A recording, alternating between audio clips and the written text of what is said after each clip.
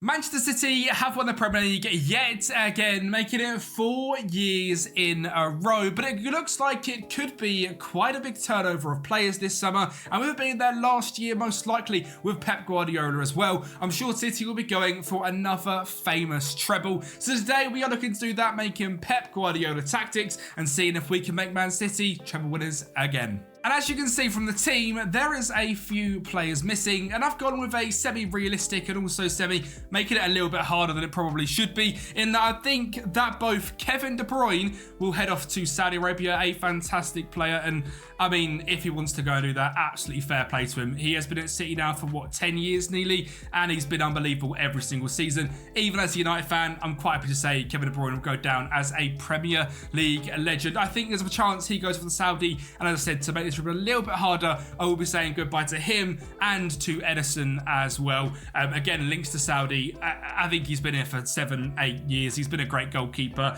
and I think there's a lot of talk of him moving off and Stefan Ortega becoming their number one. So that is exactly what I'm simulating here today. Ortega being in goal. We've got a Pep Guardiola system which I'll perfect over the season, which will be available over on Patreon. That's a standard variation, an attacking variation, and a defensive variation. Don't look at them now. There's quite a lot to change still. We need to make sure it works with the match engine, etc. But looking at Ortega, Walker, Stones, Diaz, and Gvardiol as a defensive five. Fantastic back four. I don't rate Ortega very highly. I know a lot of people do. I think he had a very good save last season in the game against Arsenal, I think. I think that's put his hype up way too much. He got relegated with, I mean, it was Hertha, or it was, who was it? It was Arminia Bielefeld in Germany. And I think there's something to say about that. He's gone to City. He's great with his feet. I just don't think he's a Premier League number one, and that's for a team competing for a Premier League as well. But we'll see how he does this season. The back four, other than that, is fantastic. Gvardiol last season was an unbelievable left back at points. Rodri obviously staying in DM, player of the tournament in the Euros. The guy's an absolute joke. I'm looking for someone to come in and sit next to him. We're using a 4-2-3-1 system as a roaming playmaker. You can see in all three variants, it's quite attacking. That will most likely change maybe to a Volante or a directly blind playmaker as we look to make it what it's meant to be. But we're looking for someone to sit next to Rodri as sort of he drops in, Stones goes up, and Stones and the other pivot can sit there and do that. Bernardo Silva on the right hand side, I have decided to keep on the right wing with Jeremy Doku on the left wing, looking to become a superstar this season. Phil Foden aiming up that cam spot with Rome for position. He can go the left, the right, stay in the middle, be creative with Erling Haaland up front as a poacher on shoot more often. You'll notice a few players off the bench are missing as well because I also think Julian Alvarez, there's a chance he leaves. There's been a lot of links to different teams from him as well, and again, making it a little bit harder selling someone like him. Anyone else in here? James McAtee, I think, could go. Calvin Phillips, I think, will go. João Cancelo, I think, will go. Mateus Nunes, there's been links, and Sergio Gomez as well. So we're looking for a brand new backup goalkeeper to back up Ortega, a backup central attacking midfielder to Phil Foden, and a backup striker to Erling Haaland. The money isn't quite as ridiculous as you might think. Obviously, City are buying Savio in real life as well, and I believe that's already done, so we're looking to get him in, and there's a few other signings to make, so let's get straight into them. And signing number one is, of course, Mr. Savio, obviously coming in real life, making it as realistic as possible. We're seeing if he can become a very good winger for City, a very creative player, just like a sort of Jack Grealish and Jeremy Doku. Will he get nerfed into a system player? I hope not, because he really is very good to watch, and obviously smashed it over Troy last season, and well, the team before that, and Girona last season, securing, I believe, a top 4 place in the end for them. So fantastic young winger. And keeping in Brazil, we are signing Maiciel from Atletico Paranaense in Brazil. He is the only goalkeeper that I can see as linked to City in real life. Obviously, if Edison doesn't go, they aren't really looking for people. Edison, I think, will leave, and then they'll step up their interest. This is the only guy I can really find, and he's going to be Ortega's backup. But moving into more star players, Dani Olmo is joining the club. A fantastic central attacking midfielder. Had a real breakout Euros with Spain as well, where he put his name on the map. Now, his release clause has just finished in real life at 51 million. I believe Leipzig are still looking to sell at that price regardless. I think he'll go somewhere. He's linked to the likes of Bayern Munich, Barcelona, Manchester City, PSG. He really could go anywhere. Other sides to bring him in as Phil Foden's backup, and probably still getting 25-30 games here at City. The backup striker, I've gone with Gianluca Scamacca, someone much more suited to the style of play of Erling Haaland, and I think looking at Julian Alvarez, someone of that quality and of that age and that sort of mentality to go on and be the best in the world isn't suited to be the backup at City. Someone like Scamacca, happy to get 20, 25 games in the season as they play 60, 70 games, including off the bench.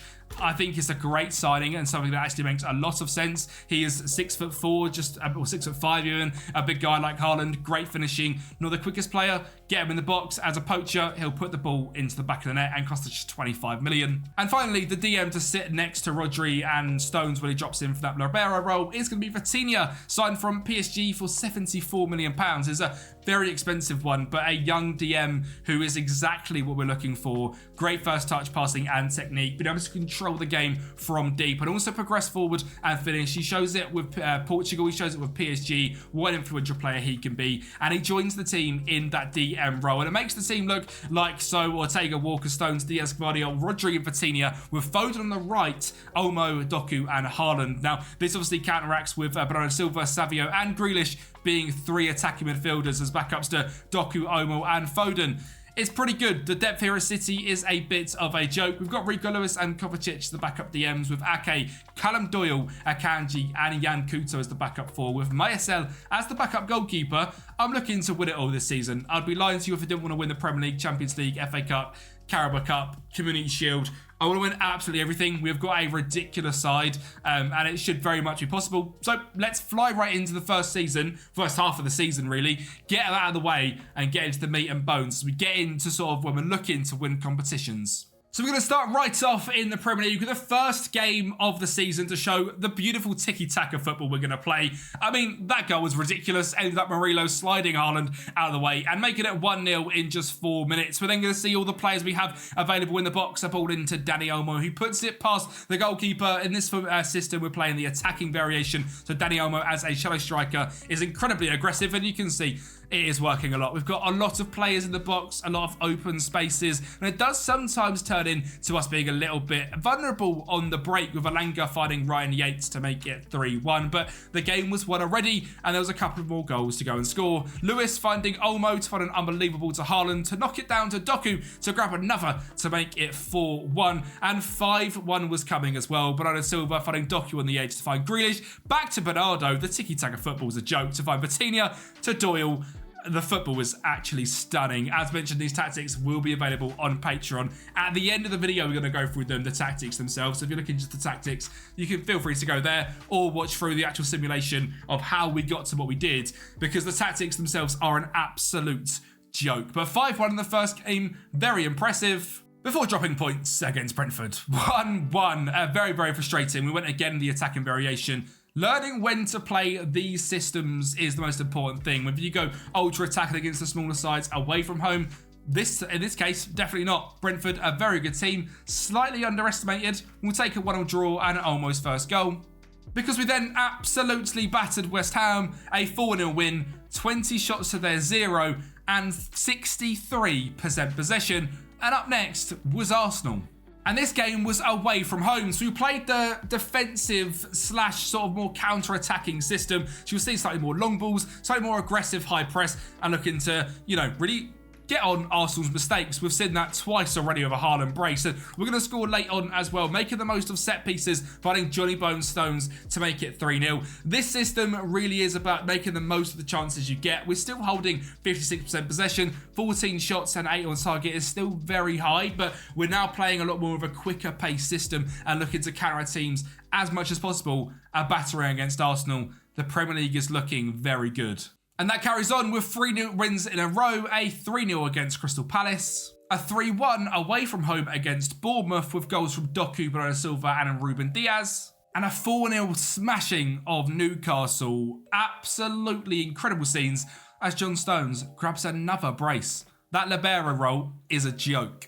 We then played away from home against Brighton, playing against a 5-back team who are a very strong side, but again, proving that we were very, very strong. A great ball there from Vitinha, finding Doku, who in this game was playing in the striker role due to injuries. Brighton did grab a goal back, however, making it 1-1 before we put ourselves in front again. A backstick header for Ruben Diaz after an unbelievable from Bernardo Silva. We're then seeing Kovacic drive down the left-hand side as that roaming playmaker, getting into the box, finding Phil Foden and making it 3-1. Another convincing victory. The goals are absolutely flowing. And in the final 2 games until we get to the end of October, we beat Everton 1-0 with a goal from Skamaka.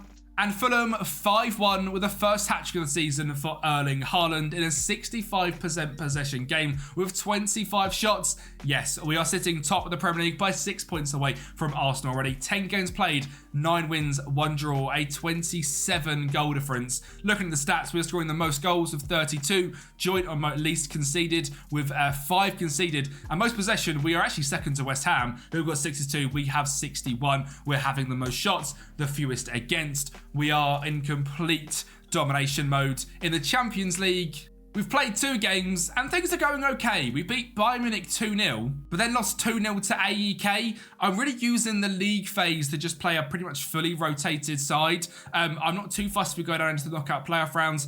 We should be able to absolutely smash whoever we get in that, but a 2-0 loss is certainly disappointing. And in the Carabao Cup, we entered into the 3rd round against Arsenal and scored early on for Haaland to make it 1-0 before Haaland finding Foden on the left-hand side to find Grealish. Back to Foden, puts it into the bottom corner and a 2-0 victory against Arsenal. And also smashed Birmingham 2-0, which means we're through into the 5th round. And the Premier League form just carried on as we faced up against Wolves with a 3-1 victory and Danny Olmo grabbing a brace, showing he's going to be a superstar. Before facing Villa and just showing the rotational strength we have, a pretty much complete different 11 with Bernardo Silva getting us on the score sheet in 39 minutes, making it 1-0 before young Brazilian Savio grabbing his first of the season and his first for City in a 2-0 victory. And we finished it off beating Ipswich 4-1. This just isn't fair, is it? Poor little Ipswich against this City side. A 4-1 victory and the Premier League still looking strong. We are now 9 points clear of Arsenal with a game in hand. But the Champions League is looking a bit worrying as we lose 3-1 to Spurs and 2-1 to Real Madrid. I'm not quite sure what's happening in Europe, but it's just not working. Something is going wrong. We're in 20th place with 2 wins and 3 losses.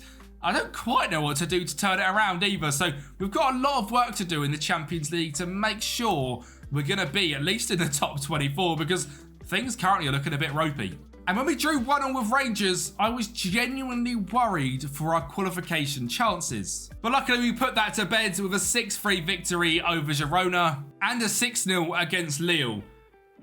I tell you what, we put it close and we actually managed to finish in 13th place, but we're not in the top 8. We've got to face one of the big sides here. Now, there is some decent teams. Milan, Arsenal, PSG, Juventus, Lego Madrid, Tottenham, Aston Villa. It's actually not going to be as easy as I thought, and we potentially have bottled the Champions League. And actually, the Premier League form wasn't great either. We beat United, and actually, the Premier League form wasn't great either. We lost 3-1 to Manchester United. Come on, United. Before facing Liverpool, which was always a predictable victory because, it's Liverpool. If I can't, talk bad about City in a video, I have to at least give some to Liverpool. So an early 1-0 in this game before grabbing a second Bernardo Silva. Look at the options in the box, man. He doesn't even use any of them. He goes solo and it's a 2-0 victory and a very good performance as well with 64% possession. But then we lost to Spurs. And we just seem like we're in a little bit of dodgy form. And it's a little bit worrying because this was all around the time we were playing against Rangers and losing to Spurs and Madrid in the Champions League. The form just is slowly dropping off. And this is the point where I started to tweak the tactics to try and find the best variation. It wasn't easy because the games were so varying. We beat Leicester 5-0 with a brace from Haaland, a goal from Grealish, a brace from Bernardo Silva. We would also beat Leeds 2-0, which isn't the hardest thing, but then drop points yet again against Brentford. We're looking for January to be a much better month and to start turning around this little bit of wobbly form. And to be fair, it started quite well. We beat Forest 4-1, but then dropped more points against West Ham, where we were just not very good at all in this game, before losing 1-0 to Arsenal. And due to our very poor form, it actually means Arsenal go top of the league. Now, we have got 2 games in hand, but we had a 9-point gap with a game in hand. We've lost around a 6 to 9 point, differential there. And I don't quite know how it's happened. So we need to really sort this system out and get back on top of the Premier League and actually become a good side, because recently we've not been very good at all. And in the domestic cups, we didn't exactly make it easy for ourselves easier. In the quarter-final, we faced up against Leicester, and Patson Daka got them 1-0 up. We are hopefully going to return, though. And Olmo finds Doku finding a great ball through to Scamacca with a cheeky chipped header over Hermansen to make it 1-1. And then you see Savio out on this right-hand side, cuts it back to John Stones. It falls to Rico Lewis, and he did what John Stones couldn't and fired it into the top corner to make it 2-1. Before Leicester got back into the game yet again, it drops to Cannon in the box. He makes it 2-2, and he cannons it into the back of the net. I know, that's shocking. Kovacic then does find Haaland. We bring on the big boys to get the game finished off, and it's a 3-2 in the end, but we do grab another. Ruben Diaz going long, Bernardo Silva on the right-hand side. He's going to beat his man, get into the box, and drive it past Harmanson for 4-2, which put us into the semi-finals, where we beat Aston Villa in the first leg 1-0, and 2-0 in the second leg as well, securing our place in the Carabao Cup final, which was going to be played against Liverpool. So it should be quite a good game. Not exactly the easiest route to the final, either playing against some good sides, including Arsenal very early on, but we're in the Carabao Cup final, and also in the FA Cup. Things have gone so well, quite well so far. We're straight into the 5th round after beating teams in the 3rd and 4th. We're against Southampton, which should be quite a nice game as well, but overall, looking at the screen, it's not the most exciting thing. We need to be doing quite a little bit better.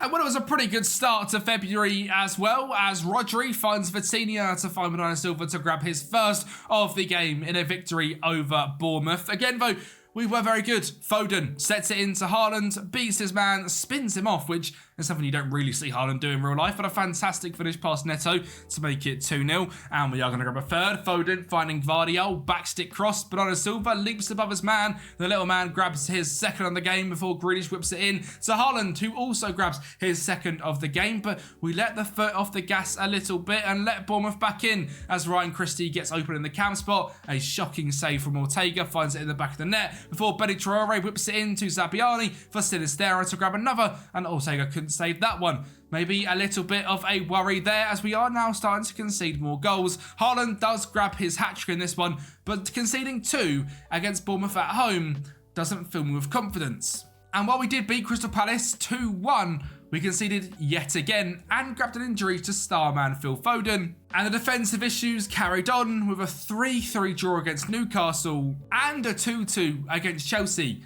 More drop points and 5 goals conceded in 2 games. We just can't keep a clean sheet for the life of me. And I hate to say it, I think it's partly down to Stefan Ortega. Overall, a 7.06 in this season, but you can see his form here: 6'3", 6'9", 6'5", 6'6", 6'7", 6'5", and 8'2", and a 6.8. The form has just been a little bit ropey recently. And for the final game in the Premier League of the month, we did beat Brighton in a 2-1 victory, but it just means Arsenal are opening up a gap. And actually, if we do not, well, even if we do win our game in hand, we do not go top of the league. Arsenal are clear by a point if we win the game in hand. And well, this result was semi-spoiled for you eagle-eyed people who saw we were in the Europa Conference League there, because we did beat Liverpool 1-0 in the final thanks to a goal from Gianluca Scamacca, again showing the rotation this side is very good, and even the backups are getting involved and scoring lots of goals. That is title number 1 ticked off. And in the Champions League, we managed to get Atletico Madrid and beat them 2-1 in the away leg and 3-1 in the home leg, with youngster Oscar Bob getting on the score sheet for the first time this season with 56% possession, a 5-2 victory in aggregate. We're going into the quarterfinals. I'm not sure if it's been drawn just yet. It has, it has, and we're against a strong Inter Milan side who are sitting second in the Serie A. And with the first leg here at the home stadium was a real ding-dong battle, goals from either side, starting off with a goal from Dani Olmo in just a minute. But Inter Milan were very strong, and stronger than I expected. Denzel Dumfries finds Lautaro Martinez to make the game 1-1. Just 15 minutes later, we do get back on the score sheet. Kovacic, sitting on the edge of the box, finds a great ball out wide to Josko Gvardiol, who puts it into the back of the net past Jan Sommer. But Inter Milan are back again, and with a very good, quick counter-attacking goal. Joaquin Carrera puts it past Ortega to make it 2-2. We are going to grab a third and get back in front. Kovacic tries an effort. It falls to Bernardo Silva, falls to Kyle Walker, who again hits a screamer into the top corner. But Inter are going to get back into it again. 3-3 this game finished after a defensive mistake. Inter drew. And in the away leg, it took all the way to the 91st minute for the first goal of the game to come. Lucky for us, it was the only goal, and it was for us. It was Erling Haaland who scored in a big game. Shock horror. City 1-0 winners were in to the quarterfinals. And in the Premier League, it looks like we were finally getting a grasp on the tactics. A 4-1 victory over Fulham, another hat-trick for Haaland. Before a 5-0 against Wolves, where Haaland was rested, but Scamacca got on the score sheet. Doku grabbed a brace, Savio scored, and Ruben Diaz. And we also stuck 6 past Ipswich with Bob, Scamacca brace, Kovacic brace, and Doku scoring again. Means we are back. We are back on top of the Premier League table and a game in hand while being a point away. Maybe we are going to be winning the Premier League after all. I thought we were going to bottle it at one stage, but in classic City fashion, we get into the meat and bones of the season and we really turn things on. So I've mentioned in the FA Cup as well, 5th round, we beat Southampton 3-0 and we beat Fulham 2-0 as well. And now that we have finally got a bit of form going underway, we can show you the tactics we have created. So, super keeper on attack in goal as Stefan Ortega. A fullback on support on the right-hand side with take fewer risks. With a fullback on support on the left-hand side with no further instructions. A ball-playing defender in the left DM spot with close down less. With a libero on support on the right-hand side with dribble less and shoot more often. Now, the reason we haven't got the inverted fullback is because we're actually using an anchor rather than a halfback now. So tackle harder goes on the left-hand side with the anchor and the volante on support on the right-hand side of dribble more and move into channels. Inverted winger on support on the right-hand side, cross aim centre and roam for position with a winger on attack with cross aim centre and cut inside of the ball. An attacking midfielder on attack in the middle with roam from position with a poacher up front on shoot more often. Positive mentality. We did do it as a tiki-taka. We have edited things though in possession. Play defence, focus in the middle and overlap on the right. Shorter passing, a slightly lower tempo. Be more expressive and work the ball into the box with a fairly narrow attacking width. In transition, counter press and take short kicks. And out of possession, we are having a higher line, keeping things out wide. A much higher line in fact. One more on the trigger press and prevent short goal distribution and trap outside. Now the attacking variation and the defensive variation are exclusive to Patreon, so if you want to get involved in them, the link is down in the description. A massive thank you to the legends that help out, supporting over on Patreon, making my dreams come true and helping support me as a creator. Potentially one day going full time with this. The Patreon plays a massive part in that. Join over the other 250 members in making that possible. The link is down below. A massive thank you. Let's get in, Bo, to the meat and bones, the crunch time, the pinnacle, the end, the everything of this season. We've won the Carabao Cup, can win the Premier League, the Champions League, and the FA Cup. Well, in typical fashion, the form falls off a cliff just as soon as we have a great bit of form and I show you the tactics. We're now just going to play a little bit worse for some reason. We drew 1-1 with Everton, lost 1-0 to Chelsea, before facing Manchester United in a real crunch time game. If we wanted to win the league, we had to win this one. Well, Kobe Mainu made it pretty difficult as he put United 1-0 up, and at the Etihad, they're actually going to grab a second as well. Mason Mount driving the left-hand side finds Rashford to find Serhal Garashi to make it 2-0. We had something to do. Grealish whips it in, Ruben Diaz scores for 2-1, and we do get back into the game. And, you know, United scored through their wonder kid. We're going to score through ours. A defensive mistake for Onana, and Oscar Bob bails us out. 2-2, more drop points. We did then beat Aston Villa 1-0 away from home thanks to Phil Foden, but lost again to Liverpool, and we let Arsenal right back into the Premier League race. In fact, we gave them a commanding lead. 3 points with no games in hand. We need them to slip up if we are to win the Premier League. The Champions League was going much better. We faced up against Sporting Lisbon in the quarterfinal, which is quite a nice draw. We beat them 3-0 in the first leg and 0-0 in the second leg away from home. We shut up shop and just won the game, really. A complete domination, which means the semi-finals is coming up soon. Because first up is the semi-final of the FA Cup, where we're placing up against Arsenal, and they need a trophy this season. Reece Nelson gives them a good upstart with a good chip over Stefan Ortega. We are eventually, though, going to grab a goal back as Foden finds Haaland, a wonderful flowing move, making it 1-1, and we are going to grab the lead in this one as well. That man, Phil Foden, being a menace, finds Nathan Ake, who cuts it in to Erling Haaland to head home to make it 2-1. The sad thing is, the 94th minute, Arsenal are going to grab a goal back thanks to a header from Thomas Partey. And while I'd love to show you penalties, it's bugged and doesn't really show them properly. We won 3-2 on penalties. Grealish missed ours, but for them, Palacios, Havertz and Nketiah means we are going to the FA Cup final, which is going to be against Manchester United. Another Manchester derby is on the cards to finish the season. With a lot to do before then and a lot to fix. We need to win the Champions League and win the Premier League. And winning the Champions League, we had a 0-0 draw to kick things off against Bayer Leverkusen in the semi-finals. Not a bad result considering we're away from home. And at home is where we showed we are an extremely strong side still. A great finish from Rodri, his trademark edge of the box blaster into the top corner makes it 1-0. Before Grealish whipping a ball into Gianluca Scamacca to head it past Lukasz Hradecki to make it 2-0. Federico Lewis finds Grealish yet again, who finds a ball into the box for Rodri to find him for 3-0 in 57 minutes. The tie looked all over before Bayer Leverkusen grabbed a goal back. Florian Wirtz finding that man Victor Boniface to make it 3-1, but we didn't let them get anything else really. Foden finds Ruben Diaz 4-1, and we are in to a Champions League final as well as an FA Cup final. We've won the Carabao Cup. Can we now, with 3 games to go, win every single game and hope Arsenal lose one? Well, our first game was close. 93rd minute, Arsenal's rivals Spurs made it a bit difficult. Haaland does score. Arsenal also left it late. Losing 1-0 to Brentford, they eventually turned things around and won 2-1. We then played up against Leicester and got a 1-0 victory thanks to Callum Doyle. And if we want to win the Premier League, we need Arsenal to drop points here, or we're going to have some last day magic. And in the 65th minute, Gabriel Jesus made it come down to the final day. We need to win. Arsenal need to lose. And on this last day, Arsenal got off to a pretty good start. A ball through from Saka finding Gabriel Jesus puts them 1-0 up in just 6 minutes.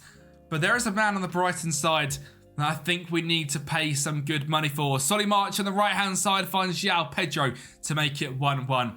And he grabs a second as well in this game. As Lamptey finds Webster, he puts it over the top. March finds him in the box yet again. And that was the final goal of the game. The full-time whistle, a 2-1 victory to Brighton. And João Pedro grabs a brace.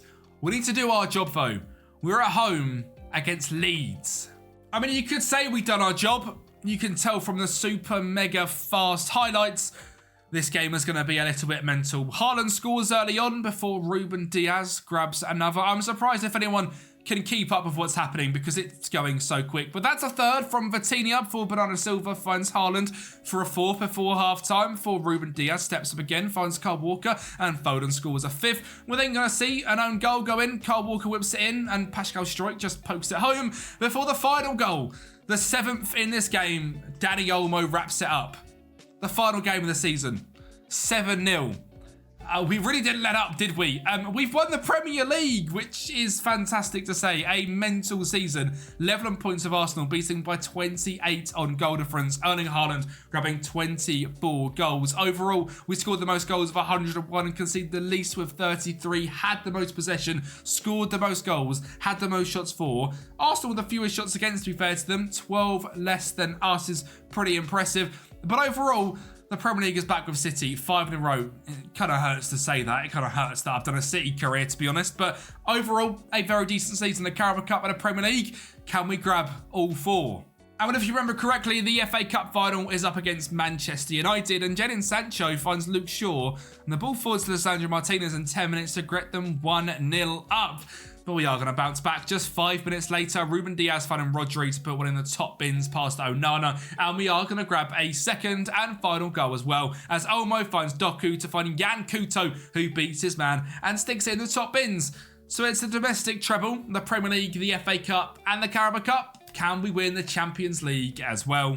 I would have to get past Bayern Munich if that was to be the case. No Erling Haaland in this game, no worries. Gianluca Scamacca scores, and a 1-0 victory against Bayern Munich means we win every single trophy there was on to offer. In terms of goal scorers, Haaland scored quite a lot, 43 in the end. Bernardo Silva, 16 with 21 assists. Skamaka, an unbelievable backup with 15 goals and 23. Foden with 30 goal contributions. Doku with 26. Ruben Diaz was actually unbelievable in that libero role, 11 goals and 5 assists. 24 assists for Jack Grealish. We revived his career overall. The man for the season. Mayasel, a 7.47 in 8 starts. Actually a very good young goalkeeper. Go pick him up on your saves. He could be quite good. But other than that, Haaland, Bernardo Silva, Kyle Walker, Diaz and Foden were our top 5. An unbelievable season. City have won it all yet again. Let me know who you want me to do this with up next. Make sure you subscribe to the channel and I'll speak to you next time.